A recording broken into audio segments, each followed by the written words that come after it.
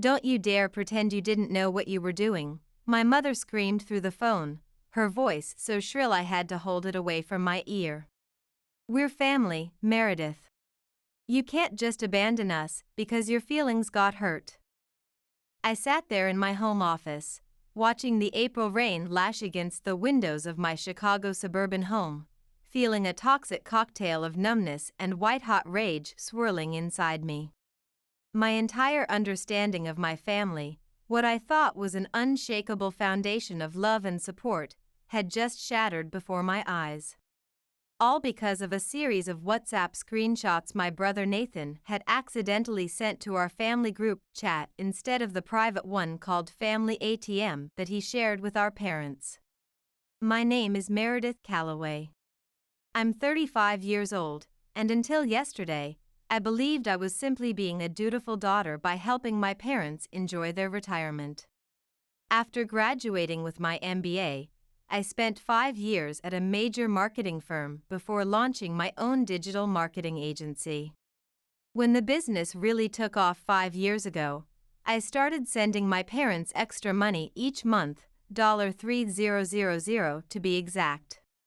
They had always seemed to struggle financially, especially after Dad left his insurance sales job, and I wanted to ensure they could enjoy their golden years without worrying about basic necessities. What I never suspected was how they truly viewed me. The family ATM just made another deposit of $3,000, my brother had texted, followed by my father's response, LMAO, keep that gravy train running, Edward. She's too stupid to realize we're using her. Then my mother chimed in, just bought those premium golf clubs your father's been eyeing. Meredith would absolutely lose it if she knew her money was going to those instead of your heart medication. The screenshots kept coming in rapid succession, revealing years of conversations about how to manipulate me, how to play on my sympathies, and how to extract more money from my success. My chest tightened painfully as I scrolled through message after message, my hands trembling so badly I could barely hold my phone. Nathan frantically tried to delete them, sending panicked messages that he'd sent them by mistake, but it was far too late. I'd seen everything, 3 years of them laughing at my generosity, planning luxury vacations while telling me they couldn't afford their medications, upgrading their cars while claiming their heating bill was overwhelming their modest budget. For the past 24 hours, my phone had been exploding with messages and calls.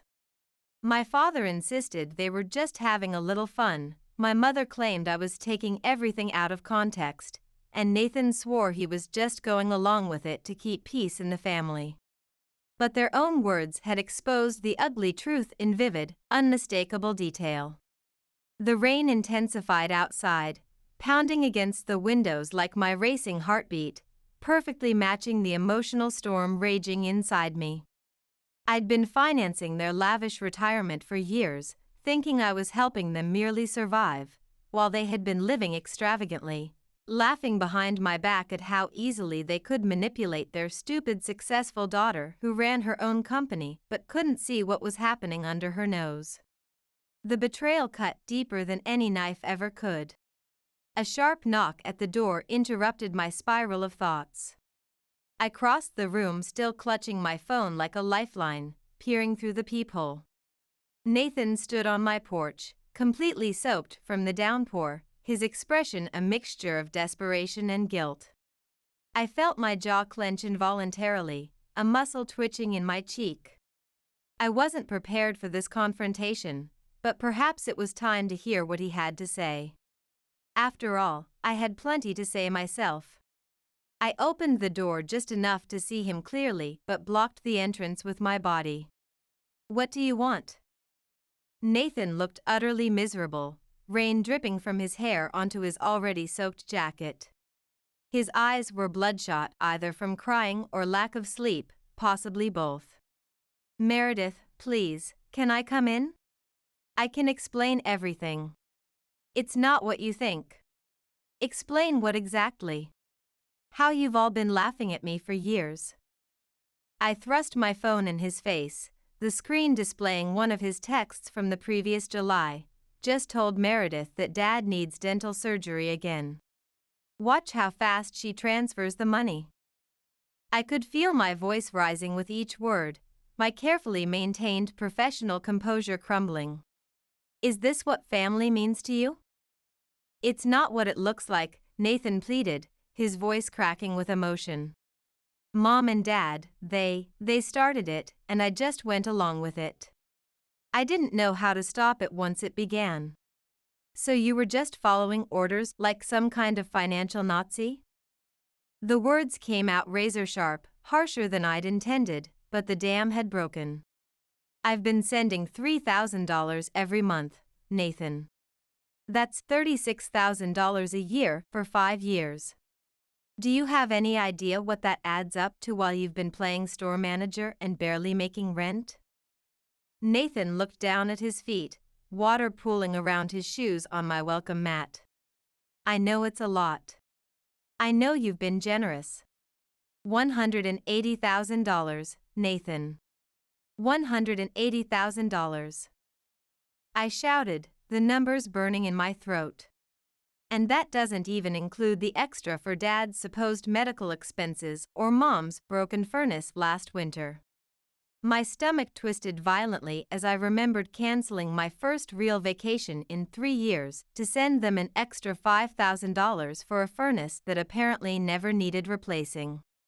I ate ramen for a month to help them with that. Look, they took it too far, I know, Nathan said, his shoulders slumping. But they're getting older, and they're 65 and 63, not 95. I cut him off, fury washing over me in waves. Dad's still golfing every weekend with his fancy new clubs that I paid for while thinking he needed heart medication. I saw the country club photos you accidentally included in those screenshots. Please, Meredith, Nathan begged, his voice dropping to a whisper. They're freaking out. Dad's worried about his heart medication, I laughed, a harsh, bitter sound that didn't sound like me at all. The medication that doesn't exist? Or the real medicine he actually needs that I've been paying for while you all blow the money on luxury items? Which is it, Nathan? You can't have it both ways. Nathan's face crumpled like a discarded tissue. I messed up, I know that, he admitted, running a hand through his wet hair. But they really do need your help now. All those extras, they've gotten used to the lifestyle. They can't afford their mortgage without you. Their mortgage on the lakeside condo they bought last year while telling me they were struggling to pay rent on their modest apartment? I felt a strange calm settling over me, like the eye of a hurricane. I think you should leave. Meredith, please. His voice trailed off, desperation etched in every feature. I've been Meredith, please, for too long now, I said with quiet finality. I'm just Meredith, and Meredith is done being your personal bank. After Nathan left, I sank into my couch, my entire body trembling as if I'd just run a marathon. The screenshots from their family ATM group chat played on endless repeat in my mind, each one a fresh knife to the heart. In one particularly painful exchange, my father had written, just told Meredith the roof is leaking. Let's see how much we can squeeze out of her this time. My mother had replied, she's such a sucker for helping family. I almost feel bad, almost. Then Nathan, maybe we should start a betting pool on how quickly she sends the money. My guess is under an hour. I'd been nothing but a resource to them, an ATM to be drained, a running joke in their private conversations. With shaking hands, I pulled out my laptop and logged into my banking portal. There it was, documented in black and white, every month for the past 5 years, $3,000 transferred to my parents' joint account, plus all the emergencies, another $40,000 over the years. Dental work that never happened, car repairs for problems that didn't exist, medical bills for treatments they never received. Each transaction represented my trust and love, thrown back in my face. And what had I sacrificed for them? I delayed buying my own home for 2 years to help with their supposed mortgage troubles. I'd worked 60-hour weeks to afford both my life and theirs, missing friends' weddings and important networking events. I'd skipped vacations, bought second-hand furniture, cut corners on my own life to ensure they were comfortable. My office at home, the hub of my successful business, was furnished with a desk I'd found on sale and a chair with a cushion to hide the worn upholstery. For what? So they could laugh at me behind my back? So they could buy golf clubs and take cruises while I worried whether they were eating properly or keeping warm in winter? With a heavy heart, I opened another tab and logged into the investment account I'd set up for them 3 years ago, my secret plan to surprise them with a supplemental retirement fund when they turned 70. I'd been contributing $1,000 monthly from my personal savings, money that could have gone toward building my own security. The balance showed just over $42,000. My finger hovered over the close account button, but I hesitated. Not yet. I needed a clear head for decisions this important, not one clouded by the storm of betrayal still raging inside me. I called my best friend Olivia, who was also my attorney. We'd been friends since college, and she was one of the few people who truly knew me. "They did what?" she practically screamed when I explained the situation, her professional composure momentarily forgotten.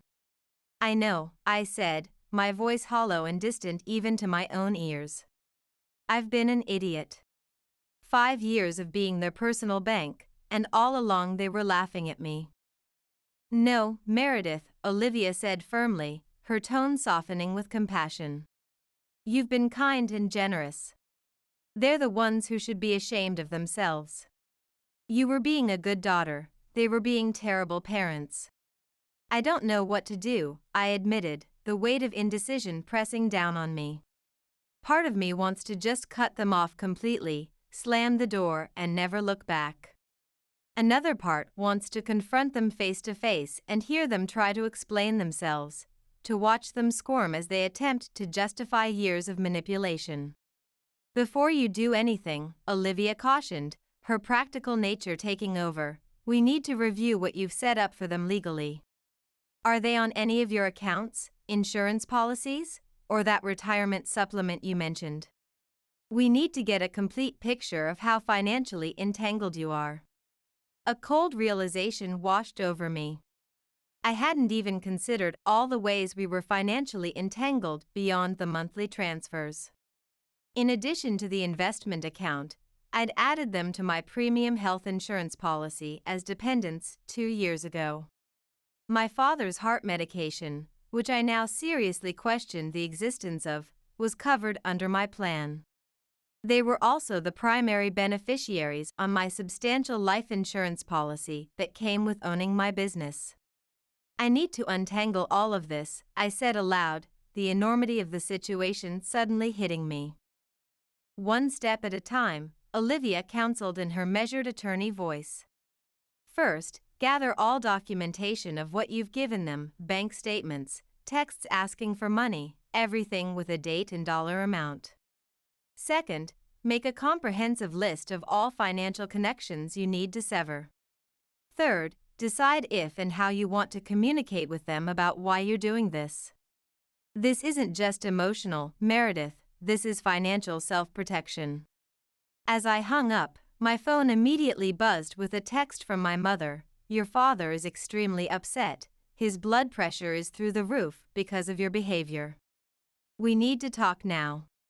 I stared at the message, feeling something inside me harden like concrete setting. The manipulation was still happening, even now, in real time. They still thought I would fold like a house of cards, that I would come running the moment they mentioned a health concern. Not anymore. Never again. I opened my laptop again and methodically began taking screenshots of every monthly transfer, organizing them by date in a folder. Then I created a document titled Family Financial Support 2018 to 2023 and began listing every supposed emergency, every sacrifice I'd made, every lie they'd told to extract money from me.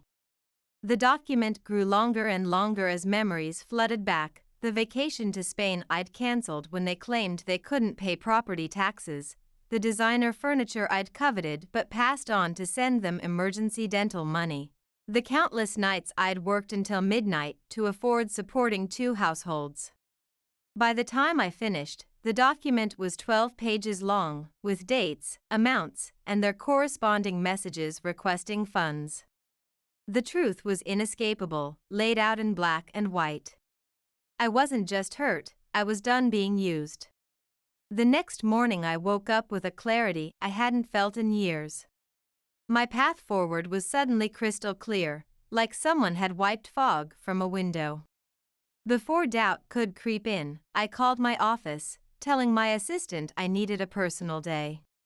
"This requires my full attention," I explained, my voice steadier than it had been since the screenshots appeared. "Meredith Calloway speaking," I answered when my phone rang 20 minutes later, my professional tone automatically sliding into place. "Miss Calloway, this is Thomas from First Chicago Bank. I'm returning your call about closing an investment account," the voice on the other end responded. "Yes, thank you for getting back to me so quickly," I said, taking a deep breath to center myself. "I need to close the supplemental retirement account I set up for Edward and Fiona Calloway." "I see," Thomas replied with professional neutrality. "May I ask if there's a problem with the account itself?" "No problem with the account," I said firmly, "just a problem with the intended recipients." After confirming my identity and authority over the account, Thomas walked me through the process. Since I was the sole controller of the account, it had been intended as a gift. I could close it without my parents' knowledge or consent. The $42,680 would be transferred back to my primary account within 3 business days. "Is there anything else I can help you with today, Ms. Calloway?" Thomas asked. "Actually, yes," I continued, my resolve strengthening with each word. "I'd like to cancel all recurring transfers to the joint account belonging to Edward and Fiona Calloway. Those are currently set at $3,000 monthly. Can you confirm that for me?" "Yes, that's correct," Thomas replied. "I'd like that stopped immediately, effective today," I said, my voice steady as a surgeon's hand. "No more transfers under any circumstances. Step 1 complete." I drew a line through the first item on my handwritten list. Next, I called my health insurance provider. This one proved trickier. Mid-year changes to dependent status required a qualifying life event, and discovering your parents have been scamming you for years wasn't on their official list. But after explaining my situation to a sympathetic representative named Alicia, she found a workable solution. Since they have their own residence and you no longer provide more than 50% of their financial support, we can process this as a change in dependent status, she explained with professional kindness. They'll receive automatic notification that they've been removed from your policy effective at the end of the month, which gives them 30 days to find alternative coverage. Would that timeline work for you? That's perfect, I said, relief evident in my voice.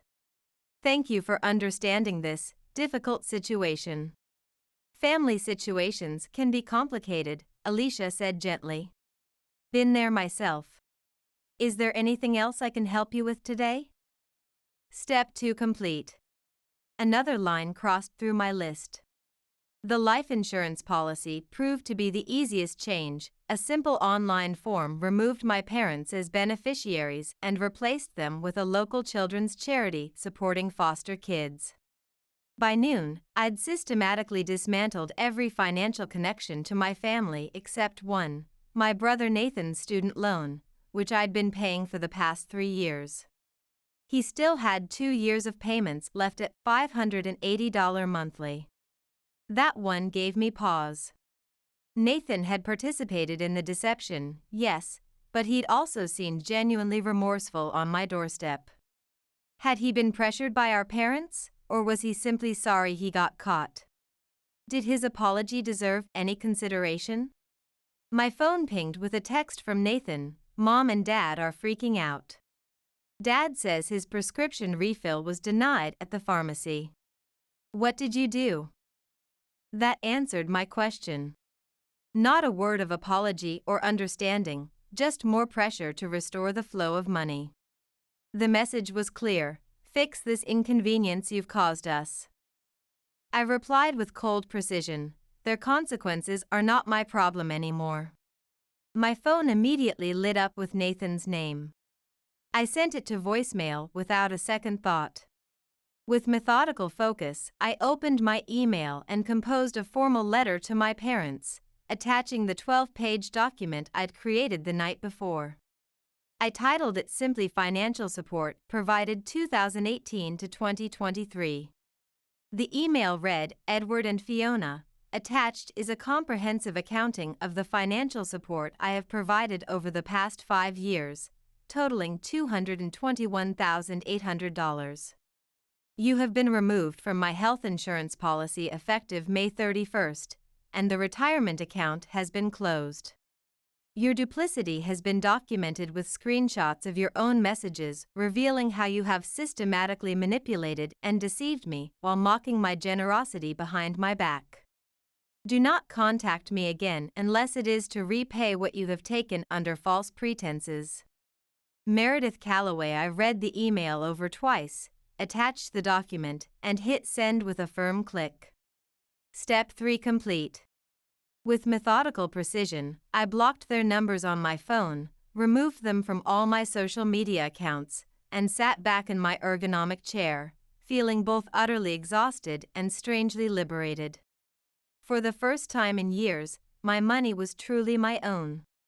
No more mental calculations about what I could afford after sending them their monthly stipend. No more emergency transfers cutting into my savings. Just freedom. I managed 3 days of blessed silence before they found a way around my digital blockade. The doorbell rang at 8:30 p.m. while I was reviewing client proposals for a major retail chain. Through the peephole, I saw my parents and Nathan standing on my front porch, their faces a disturbing mixture of anger and panic. My father kept checking his watch while my mother nervously smoothed her hair. Nathan just looked miserable. I didn't open the door. Instead, I called Olivia. They're at my house, I whispered, my voice tight with anxiety, as if they might somehow hear me through the walls. Do not let them in, she said with the firm authority of someone who had seen this scenario play out before. If they don't leave, call the police for trespassing. That feels extreme, I replied, peering through the peephole again at the people who had raised me. They're still my family. Trust me, Meredith, Olivia said, her tone brooking no argument. Once they're inside, it'll be much harder to get them out, both physically and emotionally. They're there to manipulate you, not to understand or apologize. The doorbell rang again, followed by forceful pounding that made the door shake in its frame. Meredith, my father shouted, his voice carrying through the wood. We know you're in there. You can't just cut us off without talking to us. After everything we've done for you. My hands trembling slightly, I sent a text to Nathan. I have nothing to say. Please leave now, or I'll call the police. Through the peephole, I watched as Nathan checked his phone, showed the message to my parents, and then engaged in what appeared to be a heated discussion right on my doorstep. My mother seemed to be crying, dabbing at her eyes with a tissue she pulled from her purse, while my father's face had turned an alarming shade of crimson. Eventually, after what felt like an eternity, they retreated to their car, a newer model SUV I had probably helped finance. But not before my father turned back to shout, "You're going to regret this, Meredith. We're family. You can't just abandon us because you're having a tantrum." The irony of him using the word abandon wasn't lost on me. They had abandoned any pretense of loving me years ago, seeing me only as a resource to exploit, an ATM with a convenient monthly withdrawal schedule. The emails started the following morning, flooding my inbox like a digital assault. My mother wrote a lengthy guilt trip about my father's health supposedly deteriorating without his medication. My father sent a terse message demanding I stop this childish behavior immediately and apologize. Nathan pleaded that our parents couldn't afford their mortgage payment without my help. I forwarded each one to Olivia without responding to any of them, adding them to my growing file of evidence. 3 days later, I received a certified letter from my parents. They were pulling out all the stops. Inside was a handwritten note from my mother, her usually perfect penmanship slightly shaky for dramatic effect. Meredith, we don't understand why you're punishing us like this. Yes, we made some jokes in poor taste, but that's what families do. Your father's heart medication is $450 per month without insurance. Our mortgage is due next week, and we can't cover it without your help. We might lose our condo. Is that what you want for your elderly parents, to be homeless? Please stop this cruelty and talk to us. I nearly laughed out loud at the elderly comment. They were 65 and 63, both in excellent health according to the country club photos Nathan had accidentally included in one of those fateful screenshots. My father mid-golf swing, my mother lounging by the pool with cocktails. With a burst of investigative inspiration, I called the pharmacy where my father filled his prescriptions, adopting my mother's slight accent. I'm calling about my husband Edward Calloway's heart medication. What's the cost without insurance? Let me check our records, Mrs. Calloway, the pharmacist replied professionally. After a moment, it's $42 for a 30-day supply, not $450. Another lie exposed, another manipulation revealed. That evening, Nathan showed up at my office as I was leaving. He looked terrible, dark circles under his bloodshot eyes, clothes rumpled as if he'd slept in them. His usual carefully maintained appearance had completely deteriorated.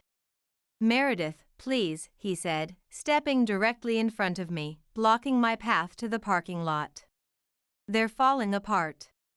Dad's talking about bankruptcy, Mom's not sleeping. This is serious. That's not my problem, I replied coldly, trying to step around him, my leather portfolio clutched to my chest like a shield. How can you be so cold, he demanded, his voice rising. They're our parents. Because real parents don't exploit their children, I shot back, feeling heat rise in my cheeks. Real parents don't laugh behind their kids' backs about how stupid and gullible they are. They don't take money meant for medicine and spend it on golf clubs and luxury items. They don't tell you they made mistakes, but, Nathan began. No, I cut him off sharply. A mistake is forgetting a birthday. What they did was calculated and cruel for years, Nathan. Years. They manipulated me, lied to me, mocked me, and you were right there helping them. The condo is going into foreclosure. They can't make the payments without you. His voice cracked with desperation. I felt a momentary pang of guilt, but then I remembered a particularly damning screenshot, just convinced Meredith were struggling with rent. Meanwhile, we're closing on the lake condo next week. Cheers. My resolve hardened instantly. They shouldn't have bought a place they couldn't afford, I said flatly, meeting his gaze without flinching. What about Dad's medication? His final desperate play. The prescription that costs $42, not $450? I countered. He can get a job at Walmart if he needs to cover that. I'm sure they hire greeters his age.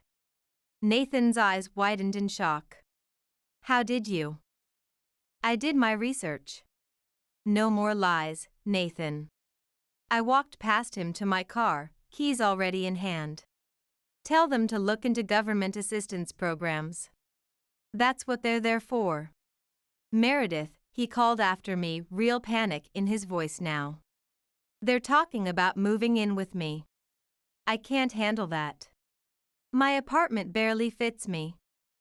I turned back, meeting his desperate gaze with cool detachment. That sounds like a you problem, Nathan. Welcome to consequences.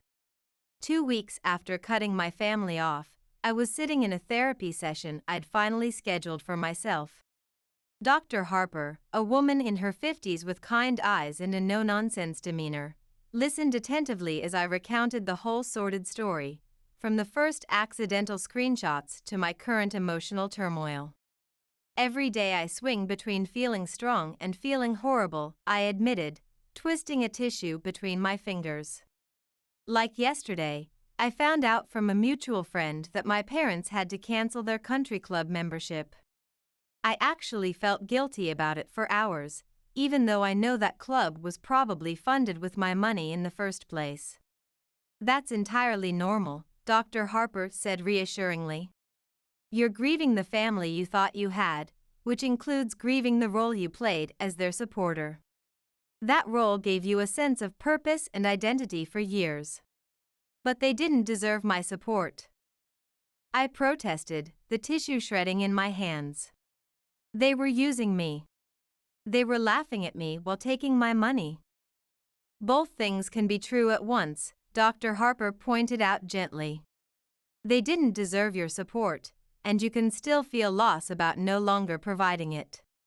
The human heart is complex enough to hold contradictory emotions.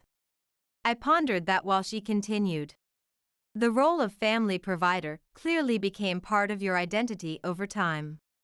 Now you're redefining who you are without that role, and that's challenging work. I hadn't thought about it that way, but she was right. For 5 years, I'd tied my worth to being the successful daughter who could support her parents, the reliable one, the responsible one, the one who made sacrifices. Without that role, who was I now? The question hung in the air, both terrifying and strangely liberating. As I was leaving my session, I received an unexpected call from my uncle Travis, my father's brother who lived across the country in Oregon. We weren't close, I'd only seen him a handful of times at family weddings and funerals, but I answered out of curiosity. Meredith, it's your Uncle Travis, came the gruff voice I barely recognized. I just got a strange call from your father asking if he and your mother could come live with us for a while. He said you'd cut them off financially and they were about to lose their home. Is that true? I sighed heavily, pressing my back against the wall of the office building. It's complicated, Uncle Travis. I figured as much, he replied, his tone remarkably dry. Your dad has always had a talent for selective storytelling. Want to tell me your side of things?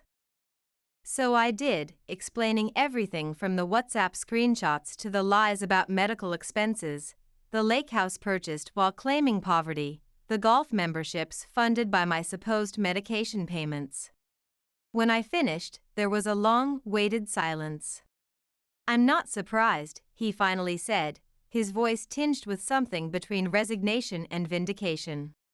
Your father tried to pull similar stunts with me years ago. It's why we're not close. I refused to fund his lifestyle, and suddenly I became the cold-hearted brother who abandoned family. You knew? I felt a fresh wave of betrayal wash over me. Why didn't you warn me?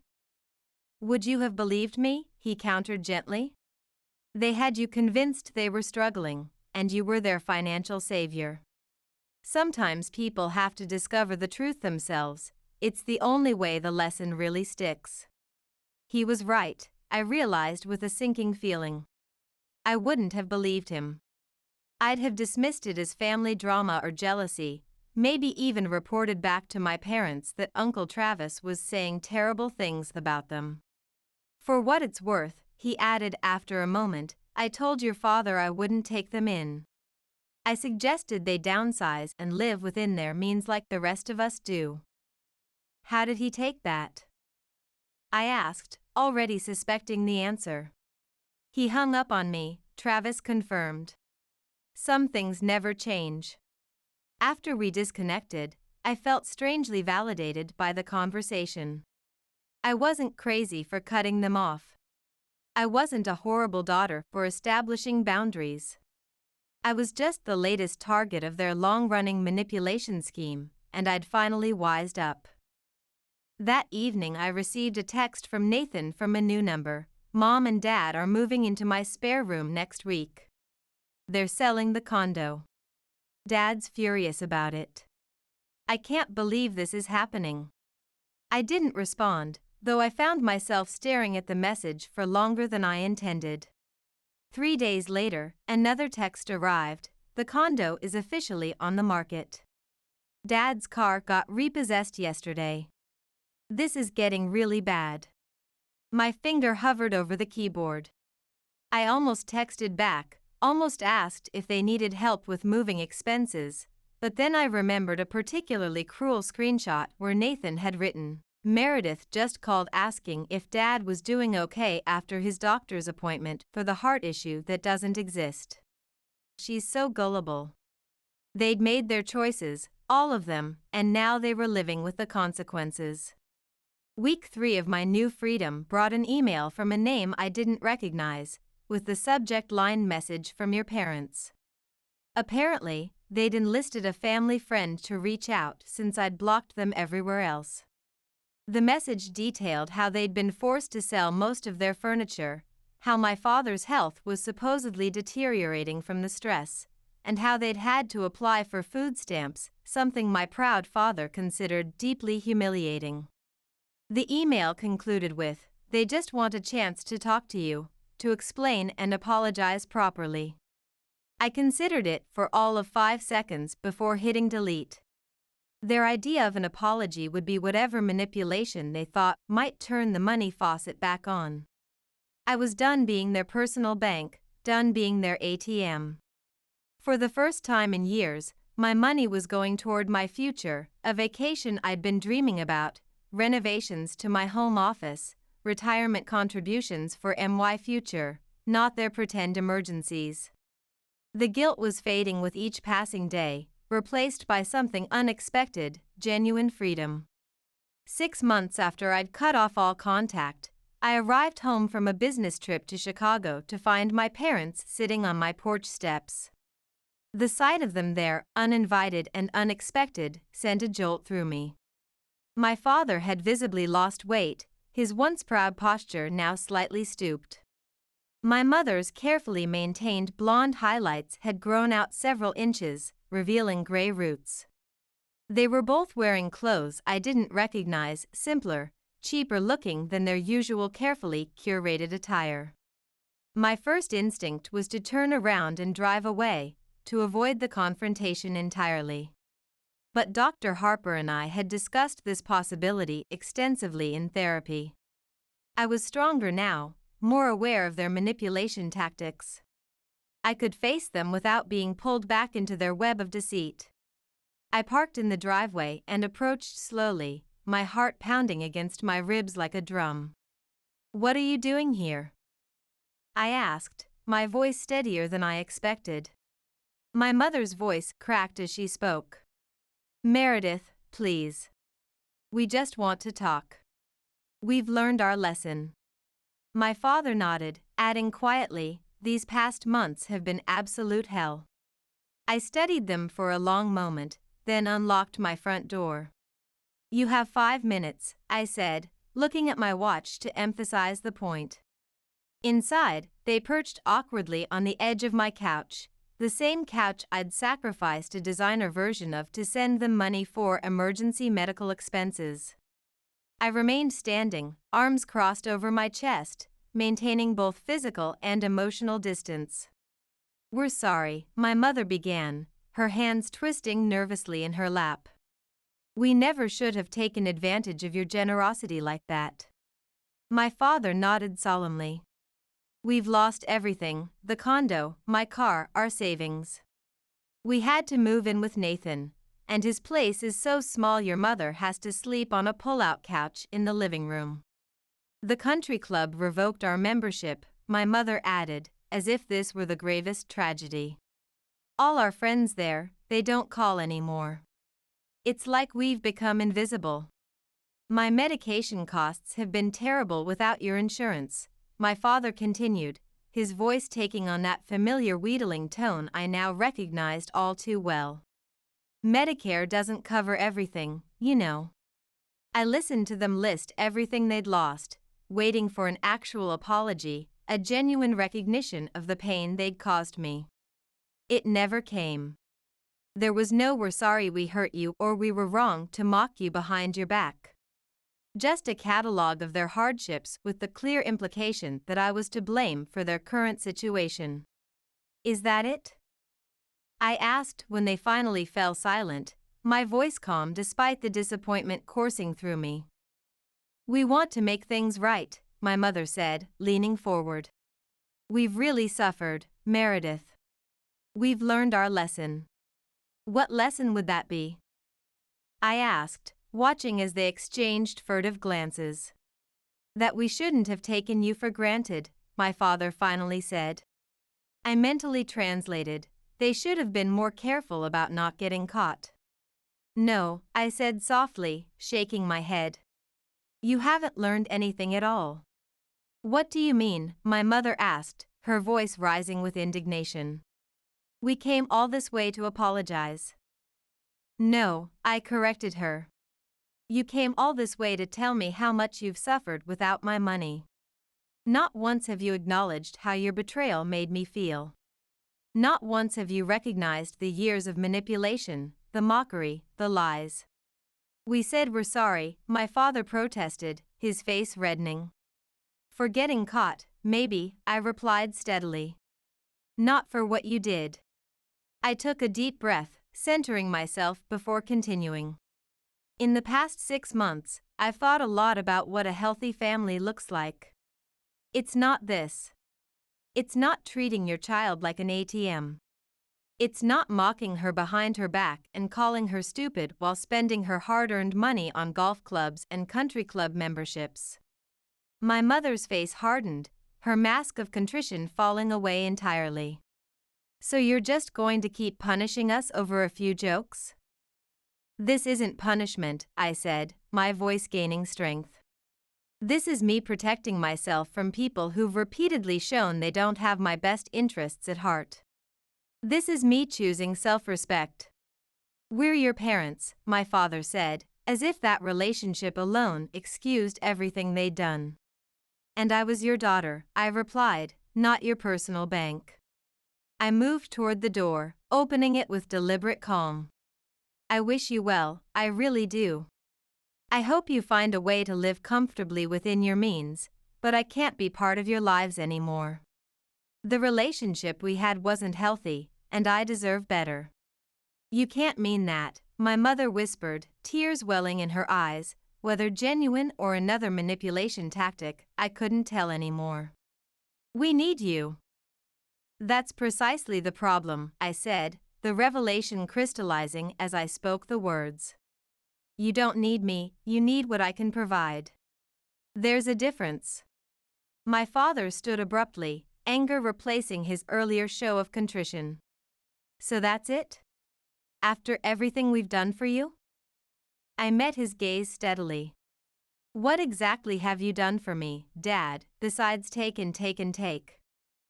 He opened his mouth, then closed it again. He had no answer. As they walked reluctantly out the door, my mother turned back, her parting shot deliberate and cutting. You'll regret this, Meredith. Family is all you have in the end.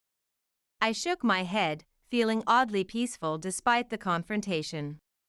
No, Mom. Family is supposed to be the people who love you unconditionally.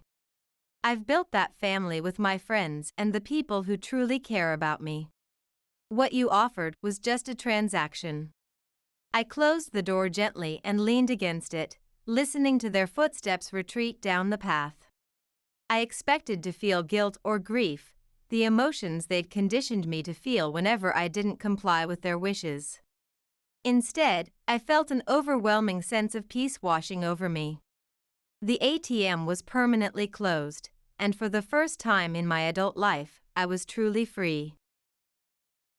Don't you dare ask us to cancel our plans again. We've had these Elton John tickets for months, my mother screamed, her shrill voice echoing off the sterile walls of my hospital room. I sat frozen on the edge of the bed, clutching my phone with hands that wouldn't stop trembling. The fluorescent lights of Denver Memorial cast harsh shadows across the Christmas Eve decorations that seemed to mock the festive season. My 2-year-old twins Oliver and Sophie played quietly in the corner with worn stuffed animals, blissfully unaware of what was happening. The dedicated nurse, Renee, continued checking my vitals, her eyes occasionally darting toward my phone call with concern. "Mom, please," I whispered, another wave of pain radiating through my abdomen. It felt like someone was slowly twisting a serrated knife inside me, but the cold indifference in my mother's carefully made-up face on the video call hurt infinitely more. Patricia Reynolds flicked her expensively highlighted hair over her shoulder, not even bothering to hide her irritation. "I just need someone to watch Oliver and Sophie during my surgery. The doctors found internal bleeding. It's serious," I explained, hating the pleading tone in my voice. "We already discussed this, Amelia." My father Gregory's voice boomed as he appeared beside my mother, his golf tan contrasting with his annoyed expression. "We have plans. It's Christmas Eve, and we're meeting Audrey for dinner before the concert. My name is Amelia Foster. I'm 33 years old, and for as long as I can remember, I've been the invisible daughter, the family outsider. My younger sister, Audrey, my parents' trophy child, has always been the star of the Reynolds family show. With her carefully curated social media presence and constant parental approval, she could do no wrong in their eyes. Meanwhile, I couldn't even get them to watch their only grandchildren during an emergency surgery for complications related to my husband's death 6 months ago. My art degree had always been impractical, my graphic design career unstable, and now my medical emergency was an inconvenience. The bleeding could be life-threatening if not addressed immediately, Dr. Sanderson had explained earlier, her face grave. "We need to operate tonight." But all my parents seemed to care about was their premium concert tickets and celebrating the holiday with their favorite daughter. When I finally called them, after exhausting every other childcare option and support network I had, my father's response cut deeper than any surgeon's scalpel could. "You're becoming a real nuisance and burden, Amelia," he sighed with exasperation, as if I'd scheduled this medical emergency to inconvenience him. "We're retired now. We deserve to enjoy our lives without your constant problems." I stared at the ceiling, blinking back tears. The cruel irony was suffocating. I've been supporting my parents financially since they took early retirement 3 years ago, retirement they couldn't actually afford but took anyway to maintain appearances among their country club friends. Every month, without fail, I transferred $2,500 to help with their mortgage and expenses on their golf course home. Even after Connor died, leaving me emotionally devastated and financially vulnerable, I continued the payments out of a misplaced sense of duty and love, believing that family should support each other through hardship. How utterly, pathetically foolish I was. As silent tears slid down my cheeks and onto the thin hospital blanket, Renee gently squeezed my shoulder, her touch warm and reassuring in a way my mother's had never been. "My friend Meredith is a professional nanny who specializes in childhood trauma," she offered quietly. She worked with trauma victims at Children's Hospital before starting her private practice. "Let me call her for you." Renee's kindness stood in stark contrast to my parents' callousness. She'd noticed the framed sketch I'd drawn of Connor and the twins that sat on my bedside table and had commented on my talent earlier. Now she was offering real help when my own family wouldn't. Oliver and Sophie were still too young to understand the gravity of what was happening. They'd already lost their father to a horrific car accident just 6 months ago. Now they might lose me too if the surgery went wrong. The thought sent ice through my veins, but not as much as the thought of leaving them with people who saw them as inconvenient burdens rather than precious grandchildren. In that moment, with physical pain radiating through my body and emotional disappointment crushing my heart, I found clarity I'd been searching for since childhood. "Yes, please call her," I told Renee, my voice steadier than expected. With those simple words, I began cutting the poisonous ties to the people who had raised me but never truly loved me. As my parents continued making excuses on the video call, a flood of memories washed over me. My childhood had been filled with moments of being overlooked while Audrey received endless attention and praise. When I graduated with honors from art school, my parents barely acknowledged it because Audrey had landed a small part in a local clothing store commercial that same weekend. "Your sister is going to be famous," they had gushed, while my magna cum laude degree gathered dust. When I married Connor, they complained incessantly about the wedding venue being too far from their home, showing up late and leaving early. Even when the twins were born after a difficult pregnancy, they visited only once, complaining that the babies were too fussy for their liking and that my apartment was too small to comfortably accommodate visitors. Connor had been my foundation through it all. He understood family disappointment intimately, having been raised by a single mother after his parents' early divorce. "We'll build our own family," he would promise me, his architect's eyes already designing our future. "One that knows how to love." And we did, creating a warm, creative home filled with laughter, art, and acceptance. But 6 months ago, a drunk driver stole him away, leaving me to raise our children alone while battling crushing grief and mounting bills. Despite my loss, I continued supporting my parents financially. I even increased the monthly amount when they mentioned struggling with inflation affecting their country club membership dues. I wanted to be better than them, to prove that family should stand by each other no matter what. The irony was suffocating. Here I was, bleeding internally, possibly dying on a hospital bed on Christmas Eve, and they couldn't miss one concert to care for my children they barely knew because they'd chosen not to be involved. Renee returned with news that her friend Meredith would arrive within the hour. "She's truly amazing with kids," Renee assured me, adjusting my foreline. "The children will feel safe with her, I promise." "How much will this cost?" I asked, anxiety creeping into my voice. Medical bills were already piling up since Connor's insurance policy had limitations. "Don't worry about that right now," Renee said, her kind eyes crinkling at the corners. "Let's focus on getting you ready for surgery. Everything else can be figured out later." But I couldn't help worrying. As my parents continued making excuses on the phone, I thought about the $2,500 I was scheduled to transfer to them next week, money that could now help pay for proper childcare instead. The realization sparked something inside me, a long-dormant flame of self-preservation that had been extinguished years ago under the weight of seeking parental approval. When Meredith arrived, she was everything Renee had promised: warm, professional, and immediately connecting with Oliver and Sophie. She sat on the floor with them, bringing out special toys from her bag that instantly captured their attention. The twins, usually wary of strangers, were laughing within minutes. As hospital staff prepared me for surgery, my resolve strengthened. "Could you bring me my phone one more time?" I asked Renee, my decision made. With trembling but determined fingers, I sent 2 messages. The first was to my bank, canceling all future automatic transfers to my parents' account.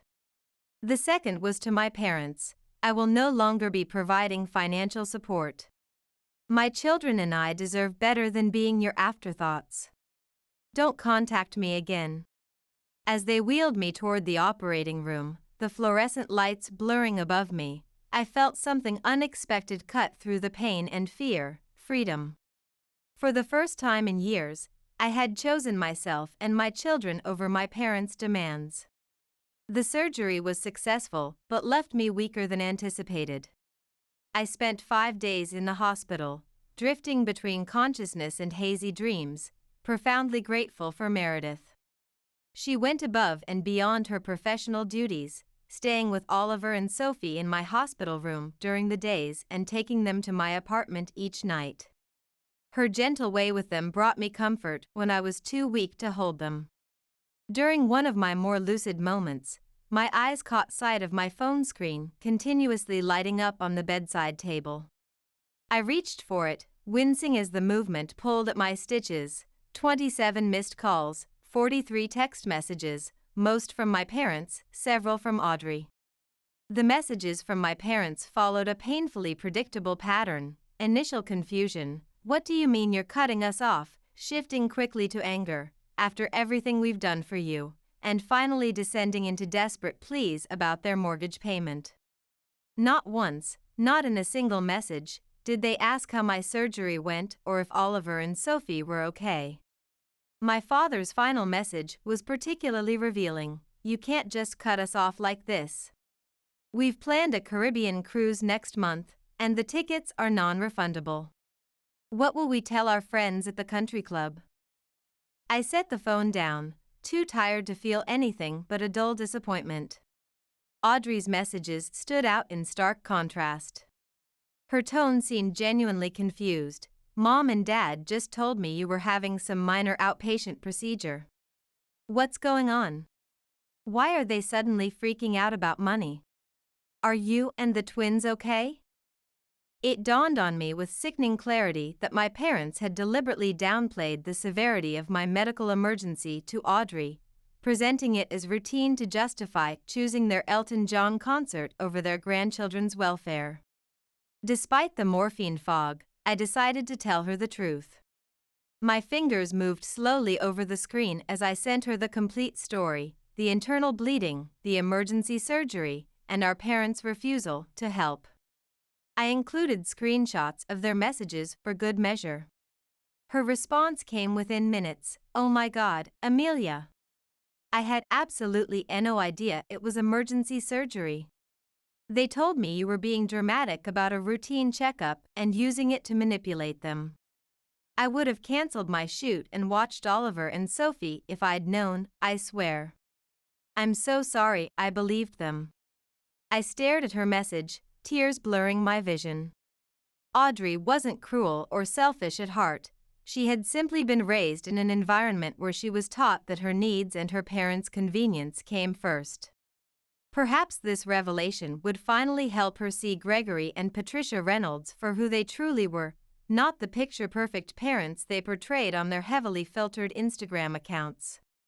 By the time I was discharged, propped up by a nurse on one side and Meredith on the other, I had made several concrete decisions. First, I hired Meredith part-time to help with the twins during my recovery, using some of the money previously earmarked for my parents. Second, I contacted a lawyer to draft a will designating my closest friend as Oliver and Sophie's guardian should anything happen to me, explicitly stating that my parents were under no circumstances to have custody. Third, I blocked my parents' numbers on my phone, allowing only Audrey limited contact as I assessed her sincerity. The financial implications of my decision were significant and immediate. The $2,500 monthly payment I'd been making to my parents represented nearly a third of my income as a freelance graphic designer. Without that financial drain, I could actually afford proper childcare and perhaps even start rebuilding the emergency fund that had been depleted after Connor's death. I could finally breathe without that weight pressing down on my chest. That night, as I lay in my own bed with Oliver and Sophie sleeping soundly in their room across the hall, I felt a complex tangle of emotions wash over me. There was guilt, that deeply ingrained feeling that I was somehow wrong for putting myself and my children first. There was fear about managing my physical recovery while caring for active toddlers. But rising above these familiar emotions was something new and unfamiliar: a growing sense of self-respect taking root in soil that had been barren for too long. My phone pinged softly with a text from Audrey. I just had a massive fight with Mom and Dad about how they treated you. Dad actually threw his golf trophy when I called him selfish. I'm staying at a hotel tonight. Can we talk tomorrow? Please? Maybe I wasn't completely alone in this battle after all.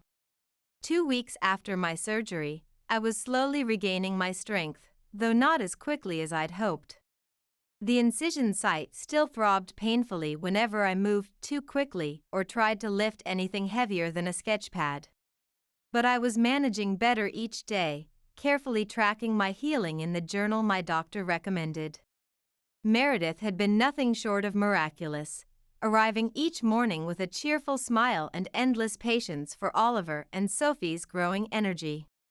My freelance graphic design clients had been surprisingly understanding about my limited availability, perhaps more understanding than my own parents had ever been. I was especially grateful for the remote work that allowed me to stay close to my children while still earning a living, even if I had to sketch logo concepts with Sophie nestled against my side. Audrey had visited twice, bringing homemade meals, or rather, meals from the organic cafe where her friend worked, and spending genuine time getting to know her niece and nephew. Our conversation started cautiously, both of us navigating years of parental manipulation, but eventually, she began opening up about her own experiences. They always made it seem like you were deliberately choosing to distance yourself from the family, she admitted one evening as we watched Oliver building a precarious tower of blocks while Sophie systematically knocked them down. Every time I asked why you weren't at family gatherings, they'd say you were too busy with your art or thought you were too good for us now. I never realized they were actively pushing you away.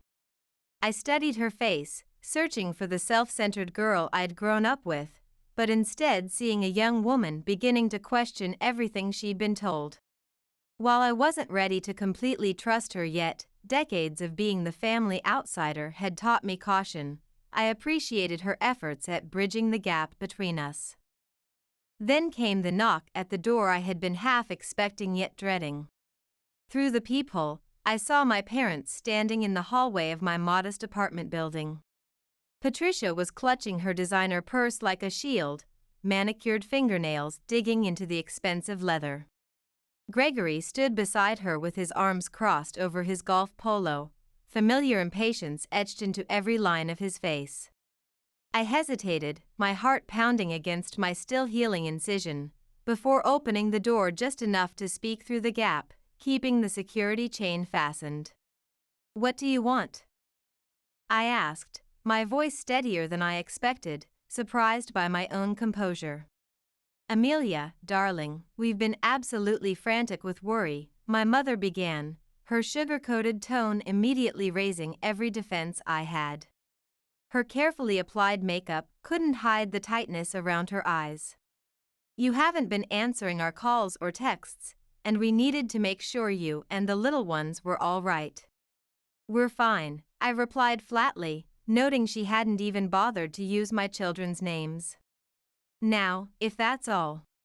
"It's not all," my father interrupted, pushing slightly against the door, his authoritative boardroom voice kicking in. "We need to discuss this ridiculous financial situation immediately. The bank called about our mortgage payment, and we had to dip into our cruise savings to cover it.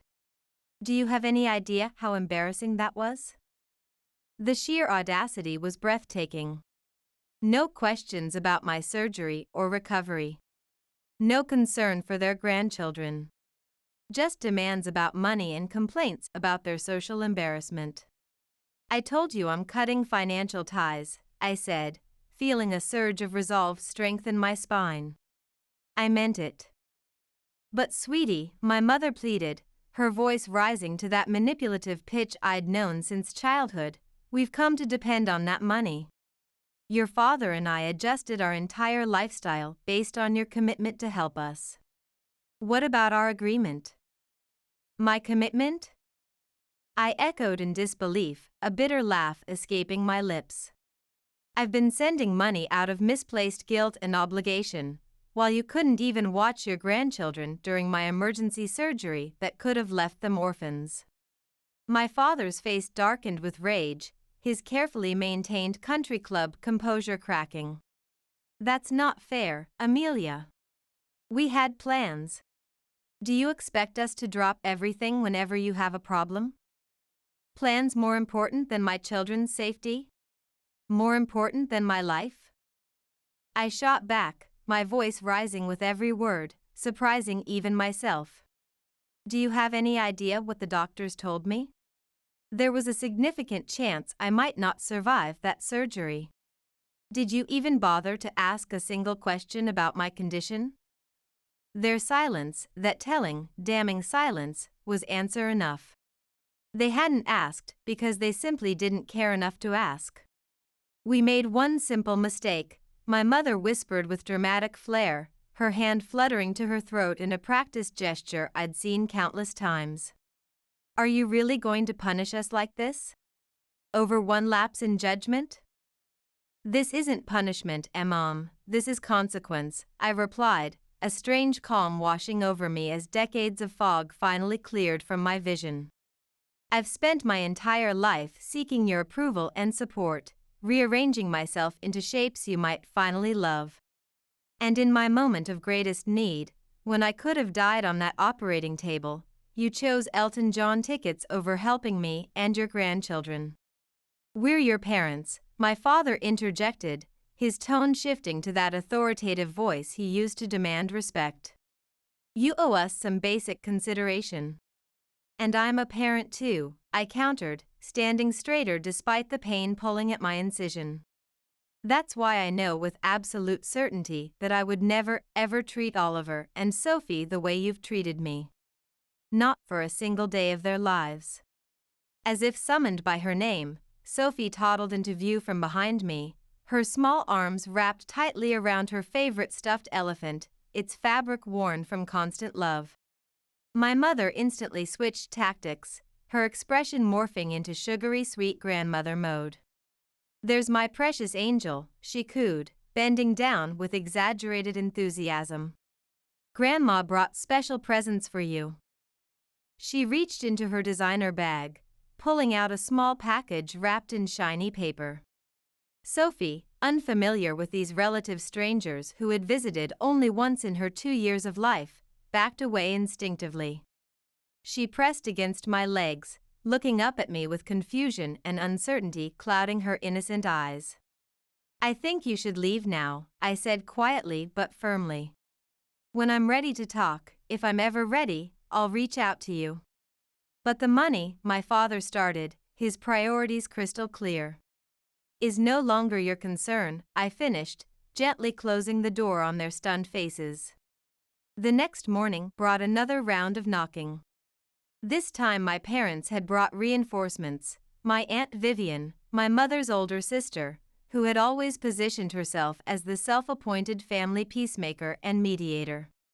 Amelia, honey, let's try to be reasonable about this, Aunt Vivian pleaded from outside my door, which I deliberately kept closed and locked.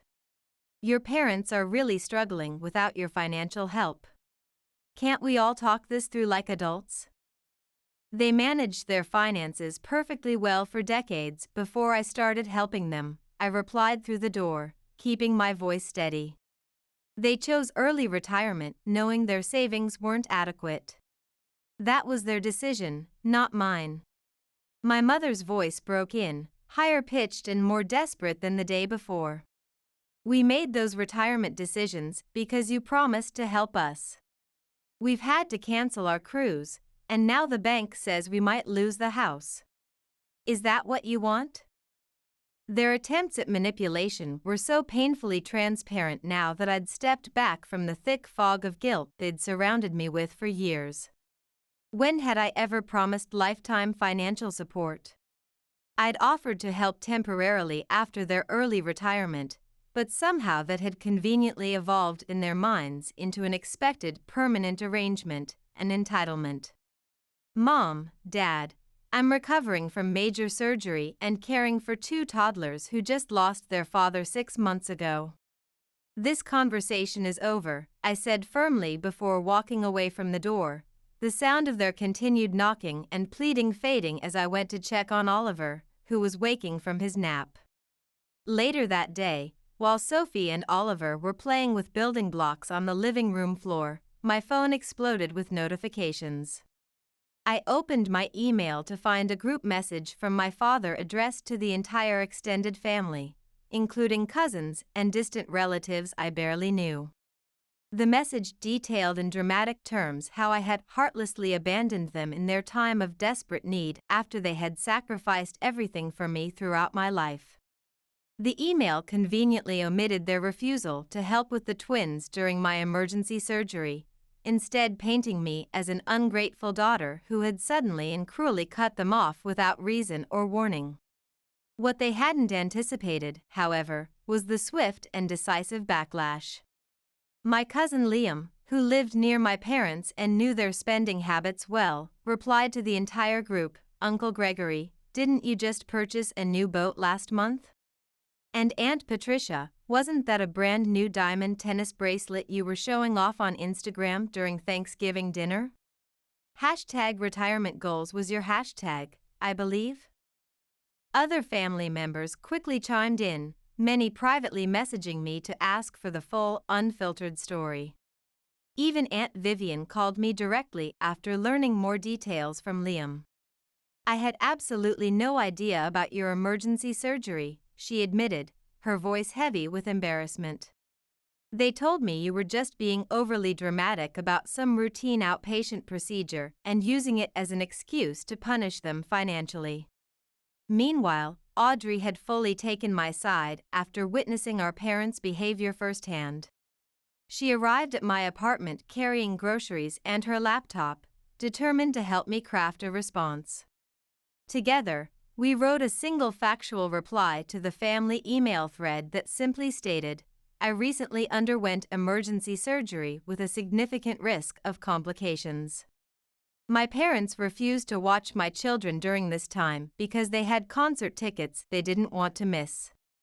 I am now focusing on my recovery and caring for my twins without additional stress." The support that followed was nothing short of overwhelming. Liam's wife dropped off homemade casseroles that could be easily reheated. A second cousin I had only met twice at family weddings offered her services as a part-time babysitter free of charge. Audrey started spending weekends at my apartment, genuinely getting to know Oliver and Sophie while helping me recuperate. Most surprisingly, Renee from the hospital connected me with a support group specifically for young widowed parents. Their first meeting was held via Zoom so I could participate from home without straining my healing body. For the first time since Connor died, I felt truly understood by people who had walked this impossible path and somehow kept moving forward. My parents' financial situation, meanwhile, deteriorated with remarkable speed. They had indeed been living far beyond their means, counting on my monthly contributions to maintain their lifestyle of travel, country club memberships, and luxury purchases. Audrey discovered, while reluctantly helping them review their finances at their increasingly desperate request, that they had taken out a second mortgage on their house a year ago to buy that boat, assuming without question that I would continue subsidizing their primary mortgage indefinitely. "They've been lying to absolutely everyone," Audrey said, visibly shocked as she showed me the financial documents on her phone. "They're not remotely destitute, they're just wildly overspent. They'd be perfectly fine if they sold the boat, the vacation timeshare, and maybe cut back on Patricia's weekly spa treatments." Their increasingly desperate voicemails and text messages continued their relentless assault on my phone, but with each passing day, their emotional grip on me weakened like a tide slowly receding from shore. I found myself building something beautiful and unexpected from the ashes of their betrayal, a genuine support network built on mutual care and respect rather than guilt and obligation. 1 month after my surgery, as I was finally beginning to feel more like myself, a major unexpected twist occurred. My parents received a foreclosure notice on their lakefront property. Audrey called to inform me, her voice a complex mixture of concern and barely contained exasperation. "They're in absolute panic mode," she explained, the sound of her pacing audible through the phone. "The bank is giving them 60 days to catch up on payments, or they'll lose the house. Dad's been raging around breaking things, and Patricia hasn't stopped crying since the notice arrived." "What about their retirement funds?" I asked, bouncing Sophie on my knee while Oliver napped in the next room, his cherub face peaceful in sleep. "Mostly depleted," Audrey sighed heavily. "They spent a huge chunk on that ridiculous boat, which Gregory has used exactly twice, by the way, then invested the rest in some guaranteed growth opportunity that Dad's golf buddy recommended. They lost almost everything." She paused before adding firmly, "I'm not saying you should help them, Amelia. I absolutely don't think you should. I just thought you deserved to know what's happening." Later that evening, my phone lit up with increasingly frantic texts from both parents, now completely abandoning any pretense of concern for my well-being or recovery. They were openly begging for money, with no mention of my health or their grandchildren. My mother's message was particularly revealing in its raw honesty. "We never actually thought you'd cut us off for real. We just assumed you were angry and would start sending money again after a week or two. Please, Amelia, we're desperate." Their assumption that my boundaries weren't real, that my self-respect was just a temporary tantrum, infuriated me to my core. All those years of putting their needs before mine, of accepting their dismissive treatment and emotional neglect, they had never truly respected me as a person at all. I was simply a resource to them, an ATM with a convenient monthly withdrawal schedule. Meanwhile, my own life was transforming in unexpected and positive ways.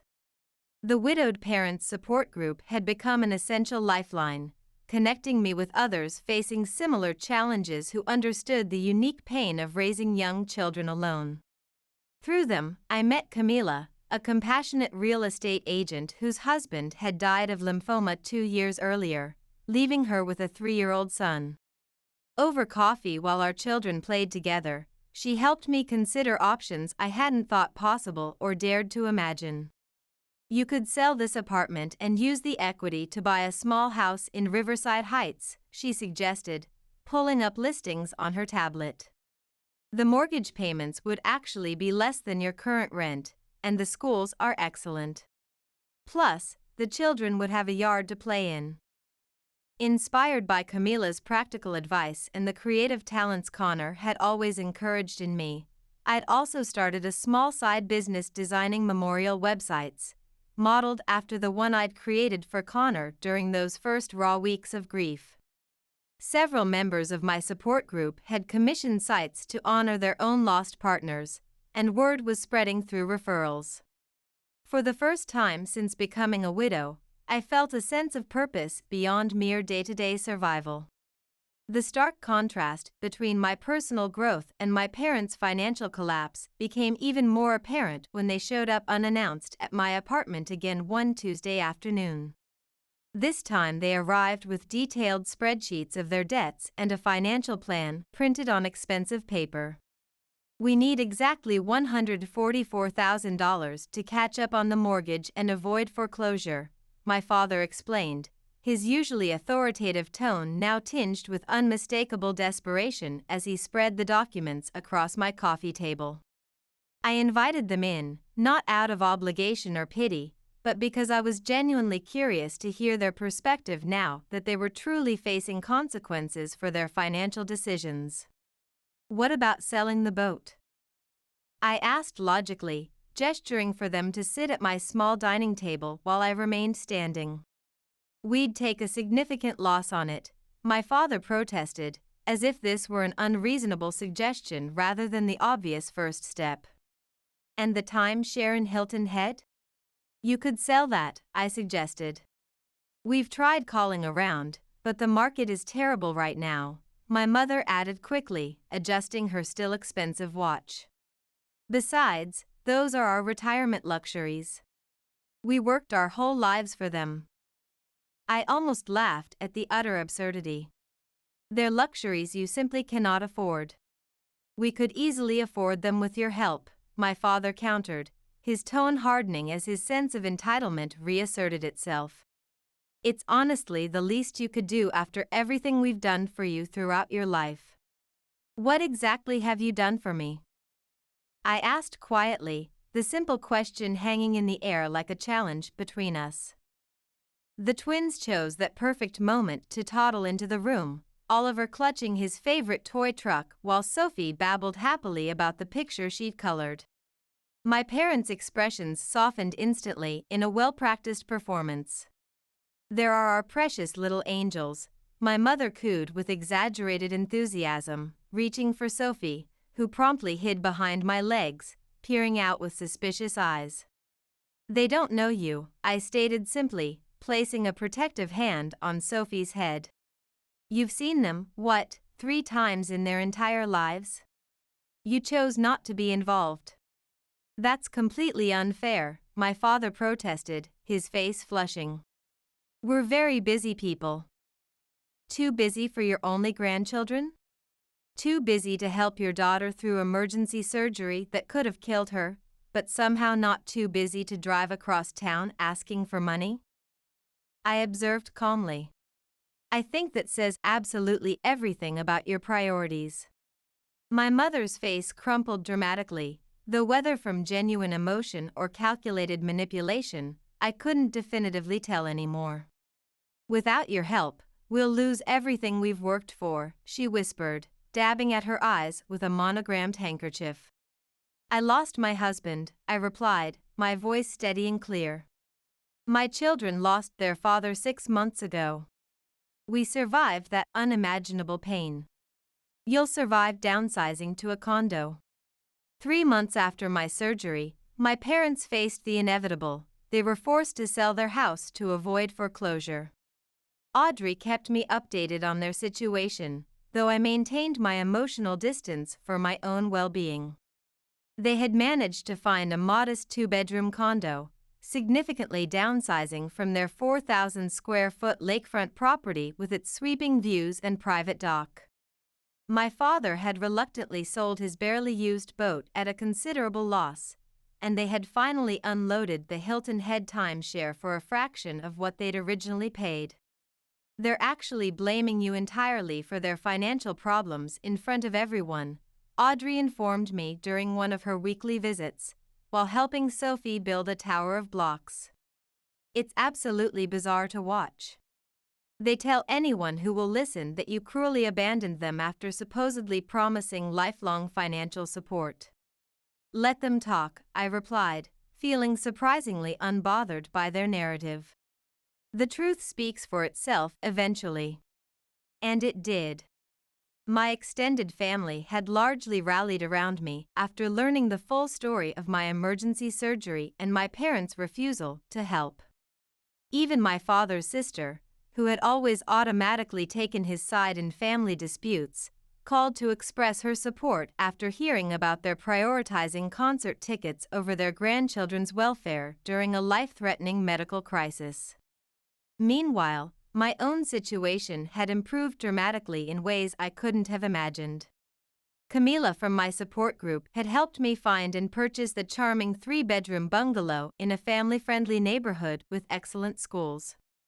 The mortgage payments were actually less than my apartment rent had been, and the twins had a backyard with a small playset to enjoy for the first time in their lives. My memorial website design business had grown steadily enough that I could reduce my commercial graphic design clients and focus on work that felt genuinely meaningful. Meredith still helped with childcare 3 days a week, but I'd adjusted my working schedule to maximize quality time with Oliver and Sophie. Most importantly, I'd found something I never truly had before, a supportive community. New neighbors brought homemade meals when we moved in. The support group organized regular playdates for the children. Audrey had become a genuine sister and friend rather than a competitor for our parents' affection and approval. Even Renee from the hospital occasionally stopped by with her children to check on us. I had lost my beloved husband and cut ties with my manipulative parents, yet somehow I felt less alone than ever before in my life. 6 months after my surgery, I received something unexpected in the mail, an actual handwritten letter from my mother, the elegant script immediately recognizable. My first instinct was to throw it away unopened, but curiosity ultimately won out.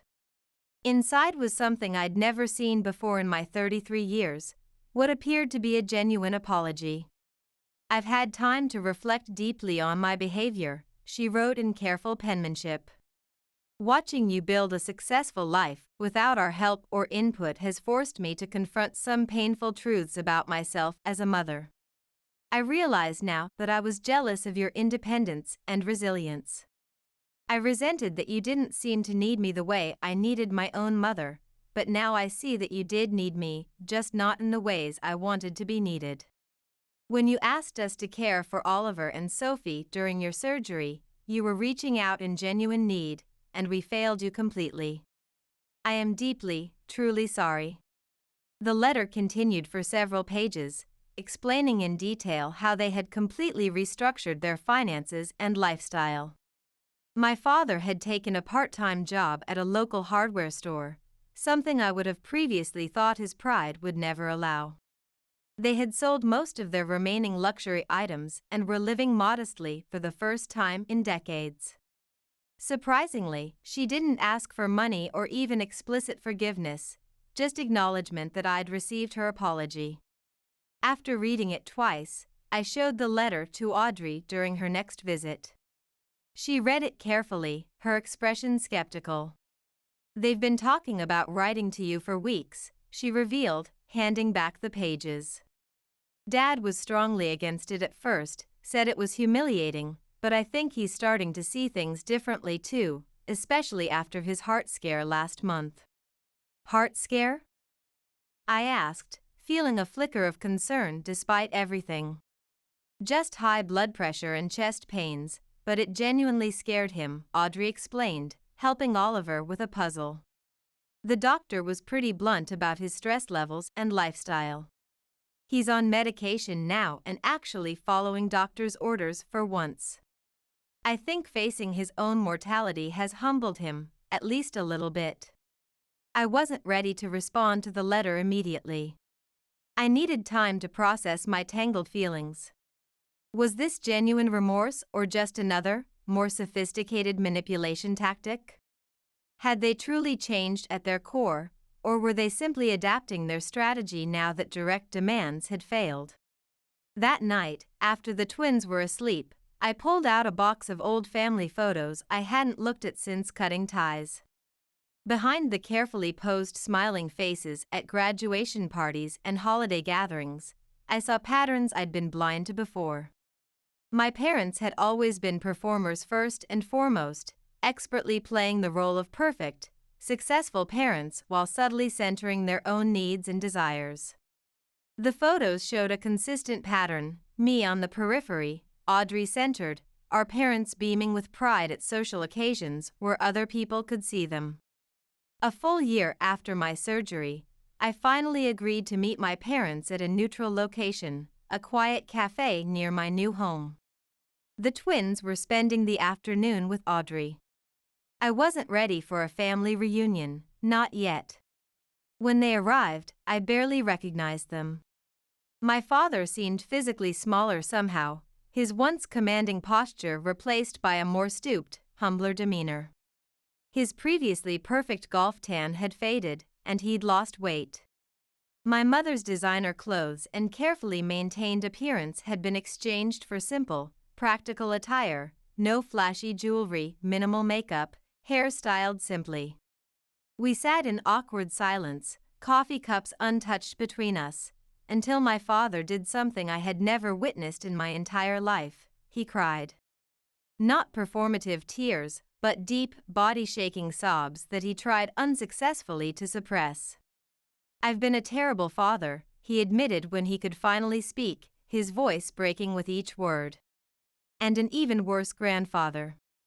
I don't expect your forgiveness, Amelia. I know we don't deserve it, but I want you to know that I see it clearly now, how selfish we've been all these years." My mother reached halfway across the table, not quite touching my hand but gesturing toward it tentatively. "We've been in family therapy for months now," she explained, her voice lacking its usual performative quality. "It was Audrey's idea, actually. We resisted quite strongly at first, but it's been transformative. Painful, but necessary. I didn't rush to forgive them or make promises I couldn't keep. Instead, I calmly shared recent pictures of Oliver and Sophie on my phone and told them about our new life, the house, my growing business, the children's developmental milestones. For perhaps the first time in my memory, they listened without interrupting, without making the conversation about themselves.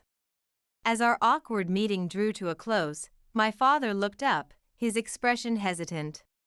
"Would it be possible, someday, to know our grandchildren?" he asked quietly, a question rather than a demand. I considered this carefully before answering, measuring my words. "That depends entirely on your actions moving forward, not your words today. If you're genuinely committed to change, we can start with short, supervised visits. But understand this clearly, my children will only have relationships with people who respect their mother and her boundaries." Walking away from that cafe, I felt neither the crushing weight of obligation nor the burning resentment that had defined our relationship for so long. Instead, I experienced something entirely new, the calm, steady assurance of a woman who finally knew her worth, who had created healthy boundaries and would enforce them without apology or explanation. Whether my parents could truly change at their core remained to be seen. People rarely transform completely, especially later in life. But I had already undergone my own transformation, from a daughter desperately seeking approval into a mother fierce in her protection of herself and her children, clear in her expectations, and unwilling to accept anything less than the respect we all deserved. As I drove home to Oliver and Sophie, I knew whatever happened next would be on my terms. And that knowledge itself was freedom.